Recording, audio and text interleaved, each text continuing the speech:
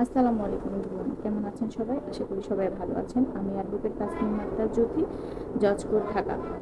আপনাদের ছোট ছোট কোশ্চেনগুলো অ্যান্সার দিতে আমার খুব ভালো লাগে। আপনারা আমাকে অনেক কোশ্চেন করেন এবং অনেক কোশ্চেনের অ্যান্সার আমি সবসময় দিতে পারি না, তাই ভিডিও আকারে আপনাদের কোশ্চেনগুলোর অ্যান্সার আমি দেওয়ার চেষ্টা করি। আজকে যেটা নিয়ে কথা বলবো সেটা হচ্ছে, ওয়াইফ যদি কারোর সাথে পালিয়ে যায় বা পরকীয়া করে কোনো মানুষের সাথে পালিয়ে যায় বা বের হয়ে যায় বাসা থেকে, তাহলে আপনার করণীয় কী? তো প্রথমে আপনি যেটা করণীয় সেটা হচ্ছে কি, আপনাকে অবশ্যই আগে বুঝতে হবে যে সে কেন পালিয়ে গিয়েছে। আদতে সে কি কোনো অন্য কোনো লোকের সাথে পালিয়ে গিয়েছে কিনা বা পরকীয়া আদতে আছে কিনা, সেটা আপনি ভালো করে একটু জেনে শুনে তার আত্মীয় স্বজন সবার সাথে কথা বলবেন কোথাও গিয়েছে কিনা।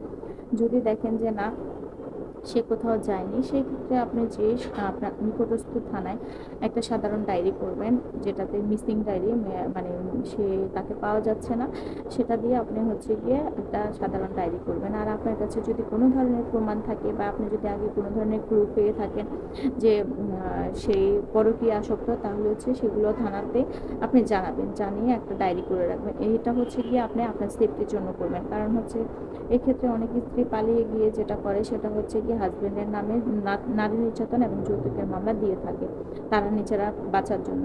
সো এই ক্ষেত্রে আপনি আপনার বাঁচার জন্য যেটা করবেন সেটা হচ্ছে কি, আপনার কাছে যে যে ডকুমেন্টগুলো থাকে সেগুলো দেখিয়ে থানায় আপনি একটা সাধারণ ডায়েরি করে রাখবেন, যেটা কিনা পরবর্তীতে আপনি সেফটি হিসাবে দেখাতে পারবেন বা আপনার প্রমাণ হিসাবে দেখাতে পারবেন যে তাকে আপনি কোনো ধরনের মারধর বা কোনো কিছুই করেন, সে নিজের ইচ্ছা মতো পালিয়ে গিয়েছে। তাহলে হচ্ছে কি, আপনি আপনার জায়গা থেকে রিলিফ পাবেন।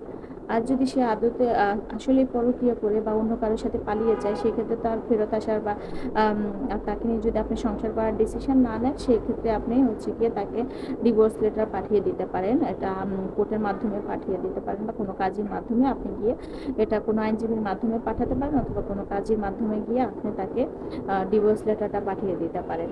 এই তো আজকের মতো এখানে, ভালো থাকবেন সবাই, আল্লাহ হাফিজ।